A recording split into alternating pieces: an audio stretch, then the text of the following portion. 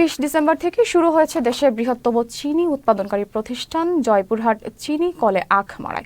গত মৌসুমে প্রায় ৬৯ কোটি টাকা লোকসানের বোঝা মাথায় নিয়ে চিনি উৎপাদনে গেল চিনি কলটি। জয়পুরহাট জেলা প্রতিনিধি সুলতান মাহমুদের পাঠানো তথ্যচিত্র দেখুন ডেস্ক রিপোর্ট।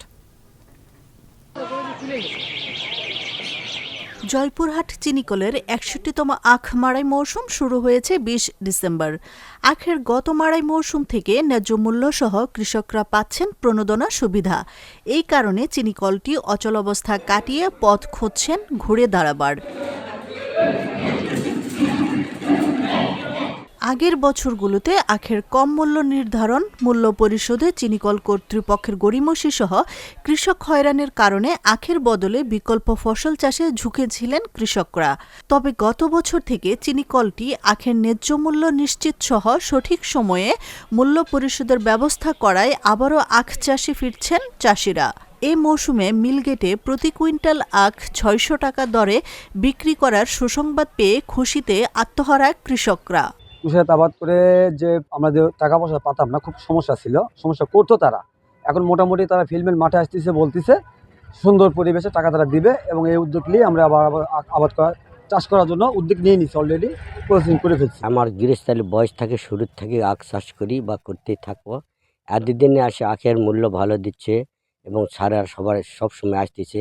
সিডিও 9টা পর্যন্ত মাঠেই থাকে, আমাদের সঙ্গে যোগাযোগ ভালো আছে ইনশাআল্লাহ। কুষার আমরা দাম পাচ্ছিলাম না, গত বছর থেকে ভালো দাম পাচ্ছি এবং লেনদেন ক্লিয়ার করতেছে। এই জন্যে 1 একর কুষার লাগাইছে, ওর সঙ্গে সাথী ফসল।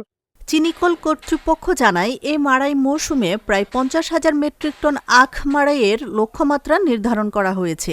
সেখান থেকে চিনি উৎপাদন হবে 2,000 মেট্রিক টন। সরকার কর্তৃক আখের মূল্য বৃদ্ধি করার কারণে এবং ভর্তুকি সহায়তা এবং নগদ অর্থ আখের মূল্য 2-3 দিনের মধ্যে চাষিদেরকে দেওয়ার কারণে পর্যায়ক্রমে আখের আবাদ বৃদ্ধি পাচ্ছে। যেটা মাড়াই করার জন্য আমরা পাই আর কি, যে চাষিরা মিলে দেয়, সেই আবাদটুকু আমরা নেওয়ার কারণে বর্তমানে আমার 3,000 একর আছে, সেখান থেকে আমরা কিন্তু একর প্রতি প্রায় 18 মেট্রিক টনের হারে আমরা এই বছর 50,000 মেট্রিক টনের বেশি আখ মাড়াই করতে সক্ষম হবো বলে আশা করছি, যেটা গত বছর আমরা 37,474 মেট্রিক টন মাড়াই করেছিলাম।